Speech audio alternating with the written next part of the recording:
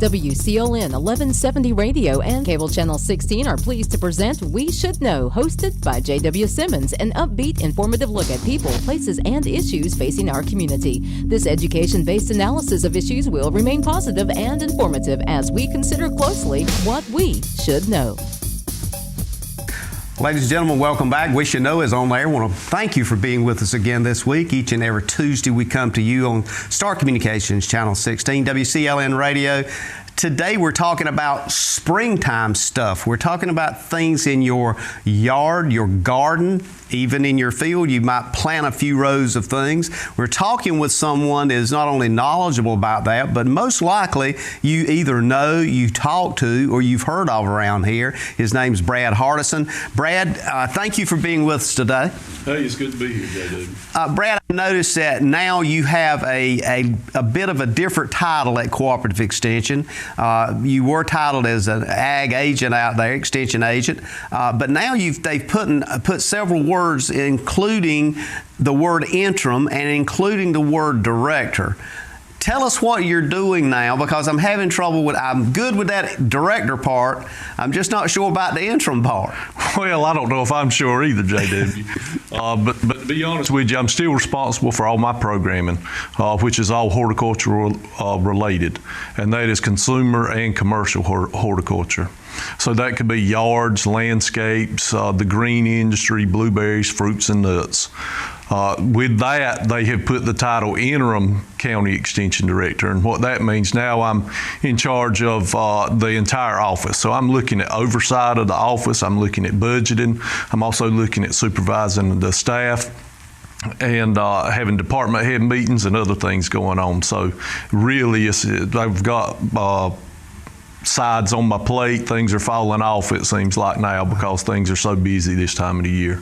Well, I tell you, we're fortunate to have you in that position, and a lot of folks know you, and they know that you're upfront and direct about things, and if they need to answer to something, they can call you and either get it directly or give you a day or two to get the facts on it, and you'll get back with them. I want to just mention some of the things that you're responsible for in your agent role, and that's lawns, turf, gardening, pest management, youth horticulture education. That's a big deal with Cooperative Extension. Green industry, fruits and nuts, berries, and the Extension Master Gardener. I want us to talk about that a bit. That's a program that anybody can get involved in. I just think it's outstanding that we've got that here in the county. But the big thing for us, or for me actually, when you've been on before, but this time of the year, I like to get you in because we start seeing pamphlets about gardening. We get these things from all over the country. They look nice, and I'm going to go ahead and admit it. I'm one of the world's worst for going to one of our distributors here and buying something and sticking it in the ground. And I should know better. I grew up on a farm. Sticking it in the ground, and then a month later, when it ain't doing right or it ain't working, I've either not checked how wet the soil is, or there's something going on with that. I want to kind of open with that. What do you talk to people about? Tell us what they need to be thinking about during this springtime as we start getting away from that freezing weather and decide, well, man, I want to put out some blueberries, or I believe I'll put out 10 roses. What do they need to be thinking about? Well, that's really a great question there, and I get that question a lot of what to do, especially when those pamphlets start coming out and those catalogs. Not only that, when you're in your big box stores here in the county, you're also seeing new plants coming in and shipments of plants coming into those big box stores, and you see something that's really eye-catching, and you say, hey, I'd like to plant that in my landscape, and then you purchase the plant, and you carry it home, and you plant it where you think it would look good.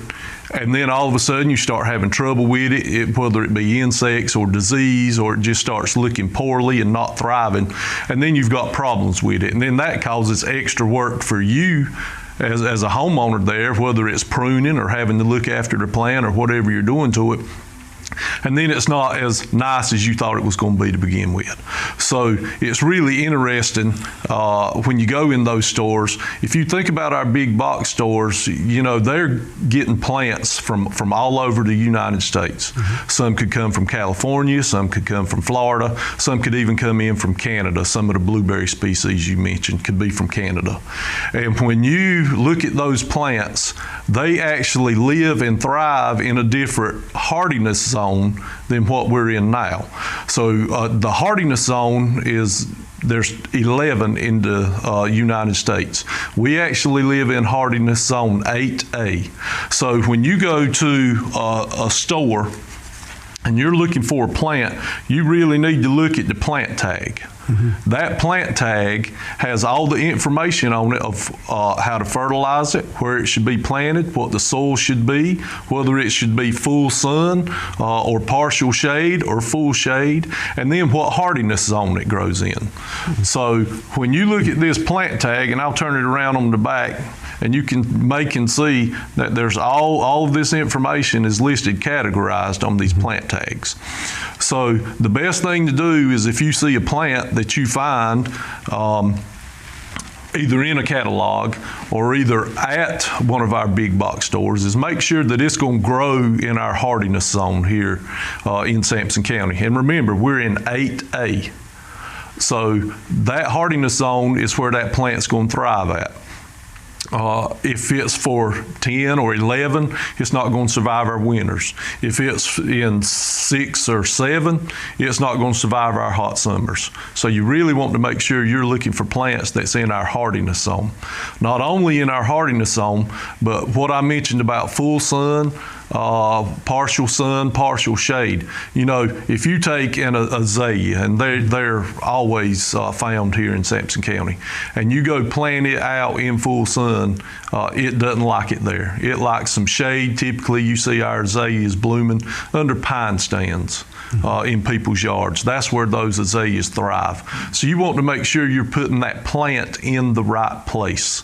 Besides sun, another thing you need to be looking at is what type of soil do I have? Is it moist? Is it dry?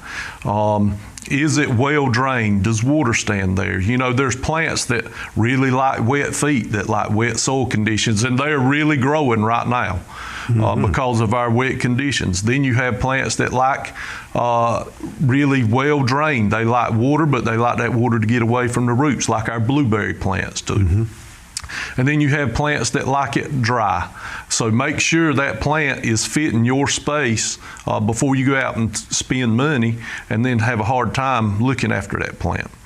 Another thing you need to do is make sure the soil is right there. And when I'm talking about soil, I'm talking about your pH and your nutrients. So when we talk about pH and nutrients, how do we determine what the pH and nutrients are, you know, in our soil? Well, the only way to do that is to take a soil sample. And at the Extension office, we actually have free soil sample test kits that we offer to the public. And these test kits have information on telling you how to take a correct soil sample. It has the box in it, and it also has the information that you can write down on the form to send it off. The box is really simple. It's a simple box. All you have to do is take your soil sample, place it in the box, make sure you fill it up to the red line that's on the box, and then bring it back to our office, and we will gladly get it to the lab in Raleigh for you. Now, the thing about soil samples is, right now, between Thanksgiving and April is called peak season. So those soil samples are going to cost $4 a sample during peak season, and then between April and Thanksgiving, they're free. So that's a service that we offer. That will determine what your pH is and what your nutrient level is, how you should fertilize, if you should apply lime, or if you should apply sulfur to change that pH in your soil. And you say the only way to determine the pH is by sending the soil sample off. So, for example, somebody says to you, Brad, I've got a place I'm going to plant a plant, and it's real dark, quote, rich soil. You've heard this, I'm sure. Or they'll say, it's real sandy land. I've never seen a mud hole on that sandy land.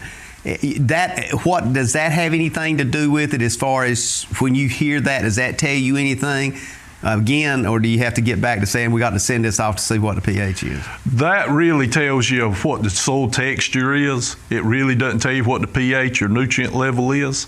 The only way to do it is to take a soil sample. And I like to tell people, when you take a soil sample, it's like baking a cake. If you just take some ingredients and throw it together, you may not have a good cake. And that's the same way with fertilizing plants. If you just throw fertilizer out there to plants, you're not giving it what it needs. A plant needs 17 essential nutrients to live, some in higher concentrations and some in lower concentrations. So the only way really to determine what that plant needs is to take that soil sample, find out what your nutrient load is, and then get your analysis back, and then put your fertilization out there according to that analysis. So oftentimes you'll go by folks' house or something, and they'll have these real beautiful lawns, and they're green, they're manicured, and so forth. That didn't just happen, did it? I mean, that's not something that they just had a what do they call it, a green thumb? You're right. Those types of people have more time than I do to look after their lawns. Really, those manicured lawns. They're beautiful, but they're really beautiful, pruned, beautiful landscape. It's took a lot of planting beforehand. It's also took a lot of maintenance, and it's also took a lot of time keeping those lawns or those plants as healthy as they can be and as productive in flowers, or either a dense lawn without any weeds in it, like you're talking about. I think what kind of hits me is that oftentimes I look at a golf course and I think, wow, look how that green looks, and it's just, everything is just so manicured and looks perfect. But we're talking hundreds of thousands of dollars oftentimes, and I'm probably not even getting close to the amount of money that's spent on those things. That's right. And if you think a golf course, they have a staff of people that's looking after that grass every day. Us at homeowners, we don't have that luxury to have all that time. But with some proper planning and work, we can have that type of lawn. We're going to take a break, and we'll be back in a minute. Ladies and gentlemen, stay tuned. We're talking with Brad Hardison. We're talking about things that you need to know before you decide to run out to one of the stores in the area and buy a plant, decide to stick it in the ground, and then maybe in 2 or 3 months wonder why it's not living. Call a friend. Stay tuned. We'll be back in one moment. Experiencing slow internet? If you have a fast internet package, the problem is most likely your wireless router. With more devices using Wi-Fi, your wireless router may not be able to deliver the speed and coverage you need. We now have the leading solution to enhance your internet experience. Using small devices in a mesh network, these Wi-Fi appliances cover just about any size home so that all your devices can operate to their fullest potential. Whole home Wi-Fi from Star Communications. Get the most out of your internet connection. Ladies and gentlemen, welcome back. Thank you for being with us. We're talking about all things plant. We're talking about soil, or as we call it around here a lot of times, dirt. And what you put in that dirt has a very interesting part of what the dirt is and what the plant is and where it comes from. In this first segment, we've learned something called hardiness zone, and we're talking with Brad Hardison, who is the director of Cooperative Extension right here in Sampson County. You notice, Brad, I left that word out of interim. I have trouble with that word. So, Brad, I want to thank you for being with us. You've been on the show before, and I think you kind of feel how we roll here. And the part that we're trying to get across is to try to educate people to help them do a better job at whatever it is they want to do as it relates to horticulture, agriculture issues, those kinds of things. And we talked a bit about a lot of the plants and where to plant them and that kind of thing. I want to take a moment, though, and open this with an article that you wrote just, in fact, a couple, 3 weeks ago. And it talked about one of the things that a lot of folks know we're having here right now is a lot of rain, but you actually pointed it out in numbers. And in 2017, the average rainfall or water that hit the ground here was around 46.6, 2018, 64.5, 2019, 54.9. 2020, at the time this article was written, was close to 70 inches of rain. That's probably, from what I can read, the second largest amount of rain in history. Is that not about right? I think the Climate Center in Raleigh has said it's the third wettest year in Raleigh on record. And we're talking going back to, what, the early 1900s? Yeah. Early 1900s. So what does that say as somebody that understands plants and understands planning? What does that say to you as it relates to even farmers in the field? Is this going to be good year, bad year? Is it going to be late planting season? What are we talking about? Well, when you look at those numbers, JW, you can see they're increasing for the last 5 years every year. One of those years was due to, I believe it was Hurricane Florence, that dropped about 20 inches of rain on us. If you think about last year, we didn't have a major tropical storm that came in, and we had almost 70 inches of rain. What do you attribute that to? That's a question I get all the time. Is it climate change? Well, if you look at those numbers, our climate is changing, especially in the rainfall. Now, you can debate why all you want to and determine whatever you think it is. But that data shows that our rainfall is increasing every year. The average rainfall in Sampson County is 49 inches of rain a year. And their fields are showing that too. Their fields are showing it. Right now in the county, fields are wet. There's still soybeans out in the field that's not been harvested yet, where farmers can't get out there and get to them. The small grains crops like your wheats and your oats, farmers weren't able to get out there and get fertilizer on them, so we're not looking at a good year for small grains. And then when you talk about getting in the field for this spring, it is still wet. Some people call it sloppy wet out in the fields. I mean, you try to walk across the field and you're marring down past your ankles in the field. So, yes, we're looking at maybe late planting seasons coming up, and I guarantee you in June and July, sometime we're going to be screaming, we need some rain. So, typically we'll have a dry spell coming in the summer. So, really wet right now, we're on par, if this rainfall continues, to having 80 inches of rain this year. So I do hope it slows down some, spreads out at least to where we can get into fields and where the farmers can work the ground and get their crops planted, maybe salvage some of these crops that are in the field right now and have a better year than what we've had the previous years. One of the things that strikes me as we're talking about this, Brad, is that all the ag thing, and I know the livestock area is not necessarily your specialty, but it's all related because we've got a lot of chicken, turkey operations, livestock operations with hogs and those kinds of things, and they require a certain amount of open fields to place this stuff on, the waste and that kind of thing. So what does that say to them if they can't pump the fluid out, or they don't have somewhere they can put that? This can get pretty traumatic pretty quick, can't it? It can, and you've hit on a really good point right there when you're talking about pumping a fluid out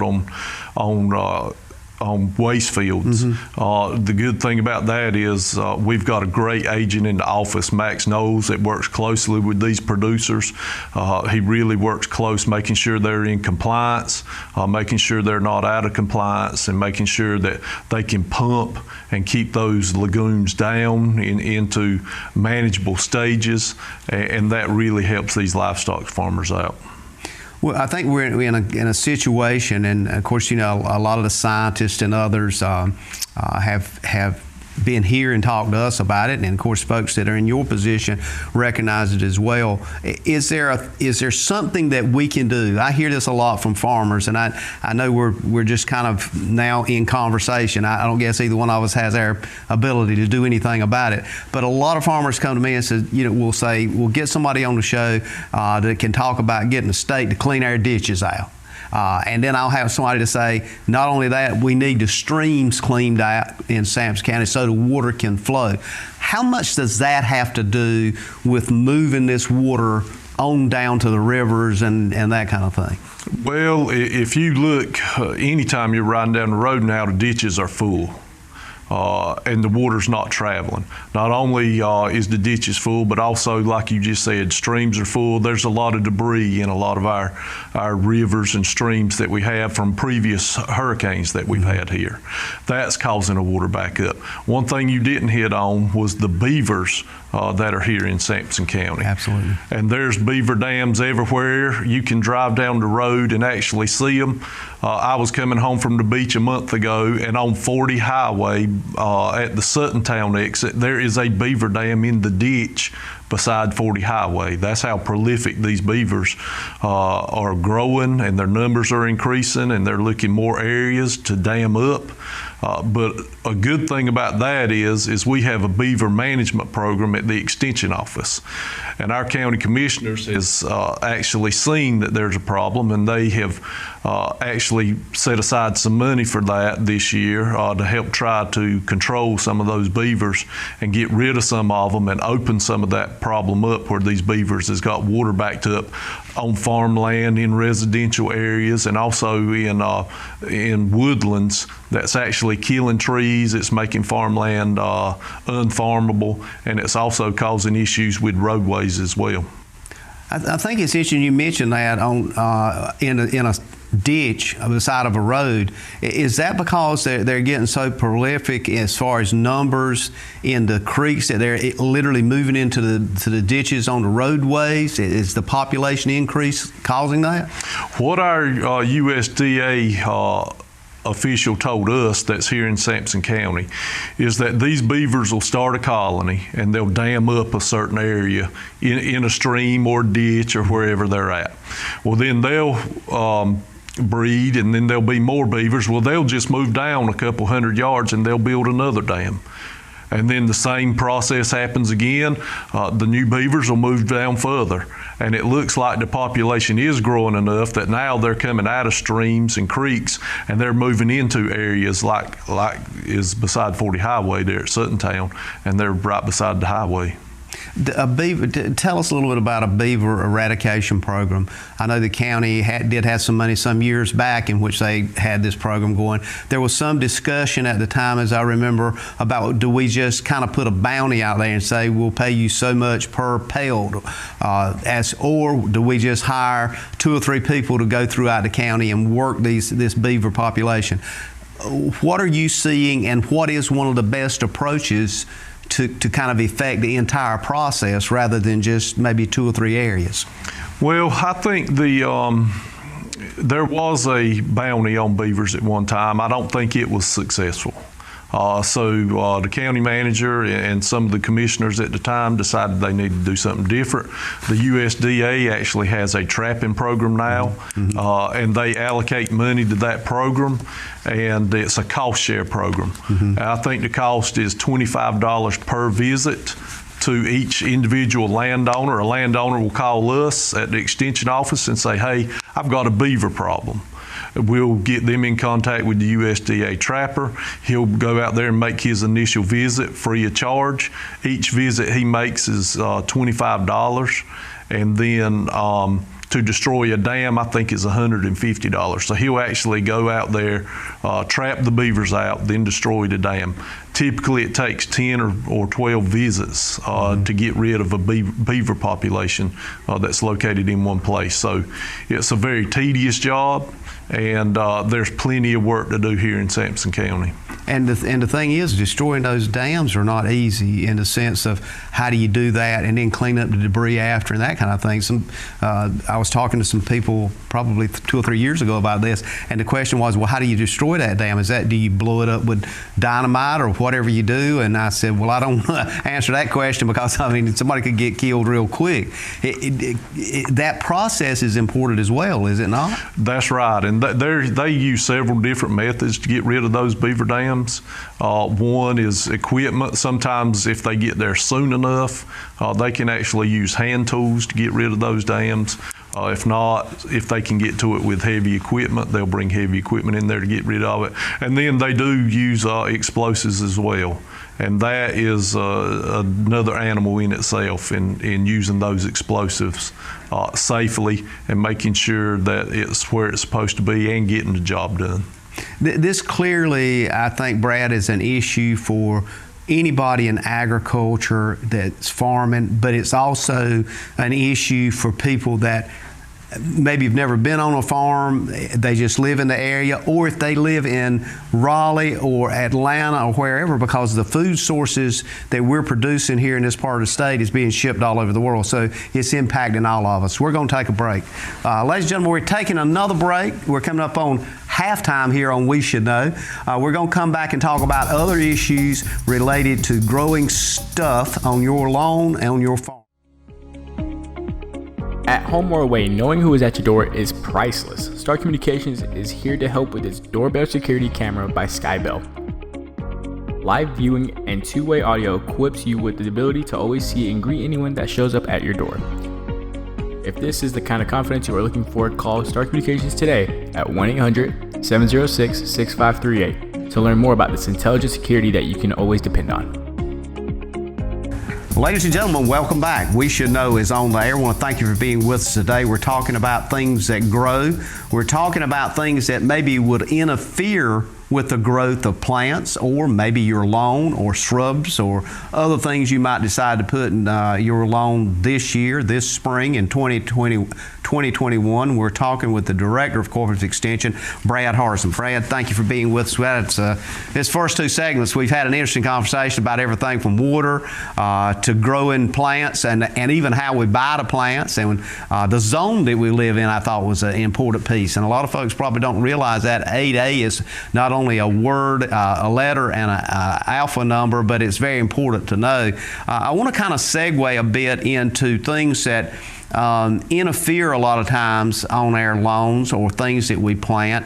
And two of those that comes to mind is fire ants, and I know we've talked about that before, but another one that I hear a lot about, and personally have had some experience with not being able to do anything about it, is something called moles. And of course there's also voles, as you've pointed out. Tell us about that. In one of the magazines, one of these flyers that come out, it's got a thing in here that talks about mole relief, and it gives you the option of buying something for about $15, and it covers 2,500 square feet, and you spray it, and supposedly they don't like the smell of it, so they go away. Are we to believe any of this stuff? Well, that's actually true, but if you think about it, that odor is going to evaporate sooner rather than later. And just as soon as it does, your moles is going to come right back to your landscape. So some of those products, the claims they make are true and they actually work, but they're temporary. Short term. Yeah. That's right. So do you have a suggestion on moles? I do get that. In fact, it's been a couple of years ago, somebody mentioned to me they were planning to move because they couldn't seem to get rid of the moles. Yeah, and moles are everywhere. And if you think about moles, mole starts with M, and that helps you think that moles are meat eaters. So they're actually looking for grubs and worms and things that are overwintering in the soil. That's what they're looking for. And moles live under the ground. They don't live on top of the ground. Mm-hmm. So you actually don't see moles. You just see their tracks or where they've been. I wish I'd have brought a pamphlet today. We have plenty of publications about moles. I didn't bring one with me. But when you're going to treat for moles, you really need to look for products that have warfarin in it. And warfarin, you may have heard that before if you take heart medication. I was just fixing to say, that's very familiar. I've heard that word before. The same product that's in your heart medication, warfarin, is the same product that is used to terminate moles in your yard. And what happens in a mole, they ingest that product and they can't metabolize it, and then they slowly die. It takes about 5 to 7 days, but they'll die because they can't metabolize it, and then you don't have a mole problem anymore. But a trick about moles is finding out where their active tunnels are. Moles live in a certain area, and typically it's going to be under a driveway or under some landscape fabric, or they want to make their home where rain isn't seeping in it all the time. So they're going to dig their tunnel underneath something. It could be, like I said, it could be a child's play box outside. Mm-hmm. And then what they're going to do is have an active tunnel that goes out into your lawn, and then they're going to have feeding areas. And if you've ever seen mole tunnels, you may see just one long one. That would be their active tunnel.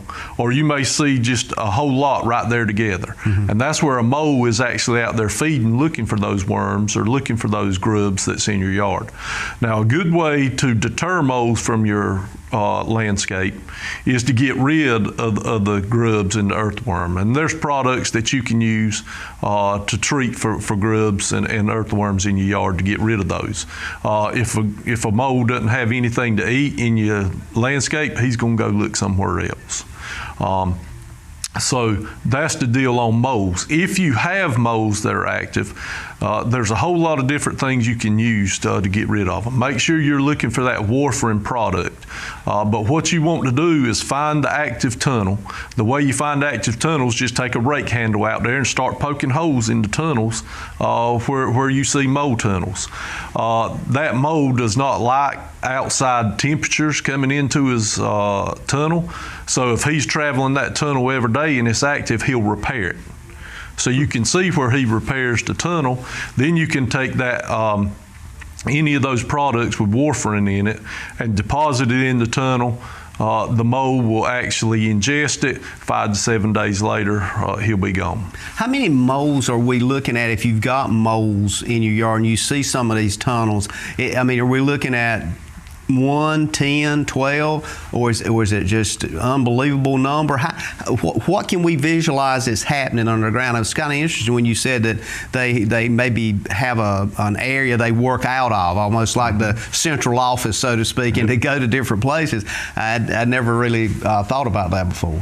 Yeah, and when you're looking at moles, they are prolific. If you see mole tunnels, you've probably got a dozen there already. Minimum.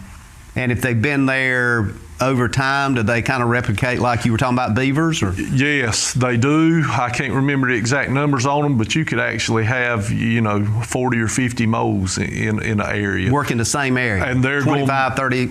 And they'll move out and start going to different areas. Then your neighbors will have them, or they'll come from your neighbors to your landscape, and that's typically how they move around. So what I'm taking away here is the warfarin that you talked about is kind of the immediate problem solver if you can get it to the mole. And then the other thing is to actually broadcast something that actually goes down into the soil and kills the grubs and worms and stuff that the mole, which is a meat eater, eats.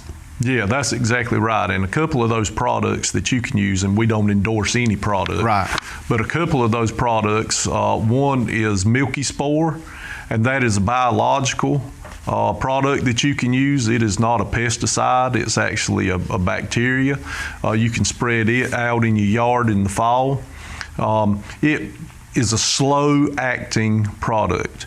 It may take up to a year to start getting rid of all the grubs that's in your yard. But the good thing about Milky Spore is once you apply it one time, you can go for 20 years without applying it. So it is a very long-lasting and will get rid of grubs out of your lawn. Is it dangerous in application? You mentioned it was a bacteria. I mean, is it something that you have to have a breathing apparatus or something with? Or? No, it's a natural bacteria that's found in the soil. Okay. And what those grubs do is ingest it, and it actually grows from the inside out and kills the grubs that are in the ground. There will be some PPEs that you may have to use when you put it out, like maybe gloves when you put it out, but you can read the label and find that out. Is it liquid or granular? It's a granular. Okay, and you could buy it at one of the... Typically, you don't find that in our big box stores around. You could order it online. It's where you normally would find that. Do you, and I've had this, people ask me this before, can you call like one of the exterminators and say, look, I want you to eradicate my moles, or don't they do that kind of thing? Do they just do household stuff? There's some of them that will go into landscapes and do it. Usually it'll be a landscape service that'll offer that kind of service for you. That's fascinating. I want to move, and the other area, obviously, I want to get to before we get too far into time here, is the area of fire ants. It seems like over the years that a lot of water comes a lot of fire ants after a lot of water. Is there any science behind that, or does it just happen like that occasionally? Well, I'd say not a coincidence, but what the problem is fire ants live in the ground. And they will tunnel all the way down to the water table. So as the water table rises, they're actually looking for other places to build mounds that are drier. You may have one fire ant mound that has up to 12 queens in it. A fire ant mound can have more than one queen. So when it gets too crowded in that mound, a queen may move out and build her own mound, and then you would have more mounds popping up in different places. I could only imagine a mound with 12 queens in it. It's got to get crazy down in there then. Yeah, well, that's why sometimes when you treat a mound, you think your product didn't work, but it actually did work. And you may have killed 5 or 6 queens in that mound, but there's still 2 or 3 more that you weren't able to get. And that's why sometimes you think your product isn't working that you're putting on it, but it actually does work. Now, I noticed you got a bag of some stuff here. Do you recommend a granular application on the mound and then add water? Or when you actually get into trying to get rid of them, what do you suggest doing? When you're talking about homeowners and trying to get rid of fire ants in your landscape, and it could be in a flower bed, it could be in a vegetable garden, it could be in your lawn. Really, you want to treat that vegetable garden different because you're actually consuming products out of it. If you're in your lawn or if you're in a flower bed, you want to try to use something called the 2-step method. And that is first applying a bait to the fire ants, and then the second step is applying a mound drench. And there's a difference. And what a lot of people I see happening, or they call me and they ask me, they say, well, I bought this product and I used it, but it was used incorrectly. So the first, you want to use a bait, and it will say on the label bait, fire ant bait. And with that bait, it is actually a toxicant that is encapsulated in soybean oil. And fire ants really like to eat greasy type foods. So they're going to be attracted to that soybean oil. So they will take that granular, and they'll either ingest it or they'll carry it back to the mound and feed it to the queen. Now, with a bait, when you apply it, you don't want to apply it right on top of the mound. You want to take about a 2-foot circle around the mound and apply it, because it's a bait. That ant is foraging for food. He's going to leave the mound and go out and start looking for food. That's when he'll find your bait and take it back to the queen and get rid of it. We're going to have to take another break. I want to pick up on this when we come back, because I want you to finish the conversation, because I do get a lot, and I know you do as well, contacts about fire ants this time of year, particularly as folks are getting out. Ladies and gentlemen, we're going to take another break. I want you to stay with us. We're going to follow up when we come back from break, a little more detail on fire ants, and I know that's something that you're interested in, and if you've ever been bitten by one of these creatures, I'm sure you're going to really want to know how to get rid of them. We'll be back in a moment. To get the most out of your electronic devices, you need a strong internet connection and a protected home Wi-Fi network. You need high-speed internet from Star. Star has the fastest, most affordable high-speed internet service available for all your devices. We have no long-term contracts or high-pressure sales. Our service speaks for itself, and switching is hassle-free. We take care of everything with free installation from a local company. High-speed internet from Star. Internet at the speed of life.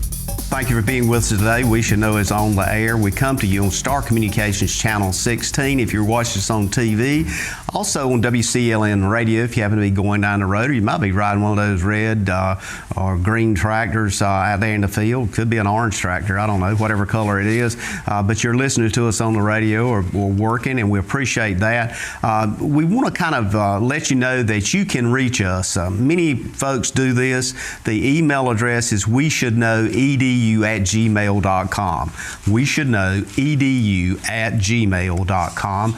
Please continue to send us your suggestions for shows, comments about the shows we've had, particularly, example, the show that we're doing today on everything from plants to insects and things that's going to impact your life even more during the spring of the year. We enjoy that conversation. We'd like to hear your input on that, or maybe some things that we'd like to hear from you about that you can suggest. Call us. It is always an option, but the reality is we can get this information in multiple ways much faster using the internet and the access of the email address. If you want to just jot down something on a card or mail us something, send that to Post Office Box 1482, Clinton, North Carolina. Now, let's get back to our show with Brad Hardison. Brad, Director of Cooperative Extension here in Sampson County.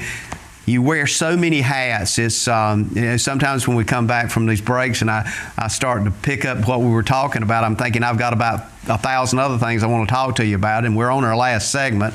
But I want to follow up on the fire ant thing. You when we went to break, you were talking about that we should look for something called a base, and we should apply that base to the fire ant hill, and it's got instructions on there.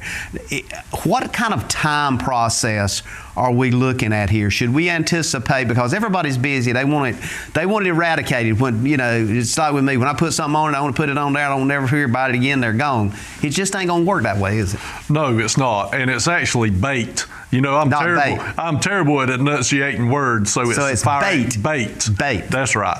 And those baits, they're slower acting, maybe 7 to 14 days to kill the entire mound. Do they require water, or can you just put it on there? No, they do not require water. What you want to do with that is make sure you're applying it in a circle away from the mound, about a 2-foot diameter, and let those fire ants come out and pick that bait up and ingest it, carry it back to the queen and feeder.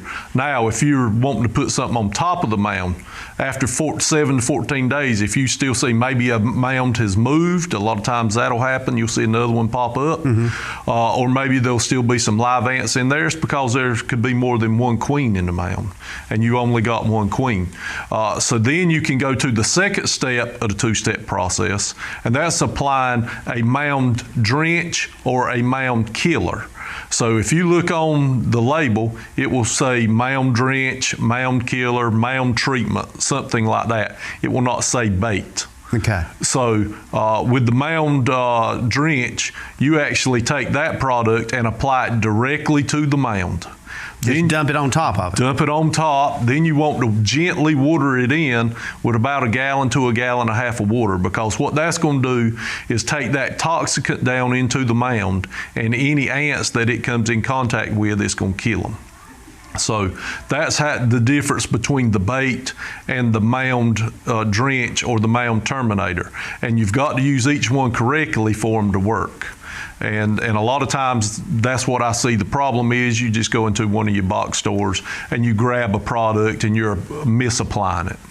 One of the other things that I've seen a lot is kind of a dust-like thing that you can, I can't remember the name of it, but it comes in a can and you dust the top of the mound with it. Is that effective, or is that just a temporary kills what it contacts? Typically that's going to be an acephate product, and those are work very well. The problem with that is people don't water it in after they apply it to the mound. So with any of these mound drenches, and that would be considered a mound drench, you would have to water it in to get that toxicant down into the ground. Otherwise, it's just going to affect the ants that crawl out, and it might get them, but then, as you said, the queen they're just going to be under the ground working right on. That's right, and what's amazing is a queen will lay 1,000 eggs a day up to 7 years. So wow. So she's going to lay billions of eggs every year in that mound. That's what her job is, and that's what she does. That's why ants are so hard to control, easier to manage, very hard to control. Now, I've heard a lot of people talk about sprays where they have contacted, particularly churches and I'm sure golf courses and other places, they call people that do this as a profession, and they just spray the ground. How is that different than what we're talking about? Does that go through the same process, or are they just kind of eradicating it so what's on top of the ground? No, there's actually different chemical formulations that's being used by these landscape contractors that are spraying. A lot of these chemicals are restricted use. You have to have a license to apply them. You have to have a license to purchase them. Those are typically used by your landscape contract companies that come in and offer those services. They are safe. They are long-lasting because those products, again, seep down into the ground, and they will be able to get the queens and the ants that they come in contact with. And a lot of times they actually work if you have a lot of fire ants in your landscape. When we use this 2-step process, we're talking about treatments after you're clean from fire ants, or either you start getting a few mounds in your yard. So if you actually have a lot of fire ants showing up in your landscape, you may want to call one of those landscape contractors and get them out there to give you a quote on spraying your yard for fire ants. But the bait that we were talking about, if you put that about a foot around the hill, you just leave that alone before you put anything else up there and just let that work over 7 or 8 days, and then come back and look at it, would you notice after that, does rain affect it? Say if you put out the bait and it rains the next day or 2 hours from then, does that affect the bait? Do you have to go back and put it again? No, it really doesn't, because it's encapsulated in that soybean oil, and it's fairly weather resistant. So, well, I think this is a lesson for all of us, that there's, like anything else, there's a process. If we follow the process, our results going to be much better than looking for, like what I do, that quick fix and hit it with a lightning bolt and you're gone and doing something else. That's right. It's really not a quick fix for any insect that you got in your landscape, fire ants being, a prime example. But if you're not following us or you have more questions, you can always call us at the Extension office. We have publications. We can talk you through the process. We can send you the information where you can follow it. Make sure you're putting the right product out, using the right application method. Or you could actually call our Master Gardener Plant Clinic. Our Master Gardeners have a plant clinic that they run on Monday, Wednesday, and Friday, and they answer a lot of these homeowner type questions, one being how to control fire ants in your landscape. And that number is 592-7161. That's correct. 592-7161. One other question I want to talk about the Master Gardeners just a bit, but there's and I think I mentioned this to you the other day when I was talking to you. There was a certain weed that apparently is now in lawns that is getting pretty prolific, and folks need to know about. Can you tell us about what that is? Well, there's a couple of weeds that's got prolific in our landscapes now that we get a lot of calls about. One, I think what we discussed earlier, Florida Betony. Florida Betony is a really tough weed to control. It'll take you a couple of years to get rid of it. It has a huge rhizome on the bottom of it. It's actually, the common name is rattlesnake weed. Exactly. If you ever dig that weed up, it will look like a rattlesnake tail under the ground if you pull that rhizome up. It's really prolific in flower beds and in lawns. And you've really got a couple of choices. In flower beds, it's best to apply a glyphosate product to go ahead and get rid of it. In lawns, there's not as many choices. You can call us. It depends on what type of lawn you have: centipedes, oyster, Bermuda grass, St. Augustine, what you can apply to it. So if you call us at the office, we'll be able to pinpoint what type of grass you have and the best management plan that we can get for you for it. Another weed that is really prevalent is lawn burr weed, and it's not similar to a sand spur, but if you walk barefoot across your lawn, you're going to think it's similar to a sand spur. It hurts. It hurts, has a lot of spikes on it. That is another weed that's difficult to control. You can call us at the office, and again, we can pinpoint what type of lawn you have, and then we can direct you to a right chemical to get rid of it. Having said that, really the best method to control any weeds in your lawn is to have a healthy, vigorously growing turf.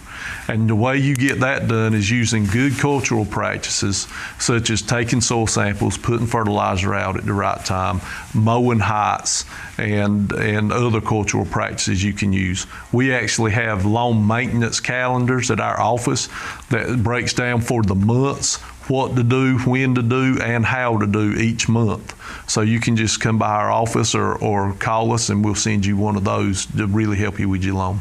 Sounds great. I want you to give us the times that the Master Gardeners meet, and as quick as you can, because we're coming up on closing here in just a second. But talk to us very quickly about the Master Gardeners program. Well, the plant clinic is Monday, Wednesday, and Friday. If you have questions, you can call. They'll get back to you between 12 and 3. We meet once a month on the second Thursday of the month, and right now we've got a new class going on. So if you're interested in joining the Master Gardeners or learning more about gardeners or helping other people or just want to be around people that has a passion for gardening, call our office right now and we'll get you in that class. And I think one of the things with the Master Gardeners that strikes me, as I made a note here earlier, is that this is a way you can get outside and do some things, especially in this world of pandemic, and you can actually be productive and relatively safe as far as accomplishing something. So you're outside and working. And that number again is 910-592-7176. I'll give you about 10 seconds for a last minute closure. We're here to help. That's what I can say. Whether you have any consumer or commercial problems, we've got 13 agents in the office. We're glad to help with any commercial, livestock, farm, or homeowner type questions. Brad, again, thank you for being with us. Ladies and gentlemen, we've been talking with Brad Hardison, the Director of Cooperative Extension, right here in Sampson County. Always there to help, always a willing friend, no matter how big or small the problem is. Give them a call at 592-7161. Let's see you again next week on this show. God bless. Thank you for tuning in to this week's episode of We Should Know with host JW Simmons. If you have a question, comment, or suggestion regarding this or any episode, please send your emails to weshouldknowedu@gmail.com. And remember to tune in every Tuesday at 2:30 for another informative episode of We Should Know.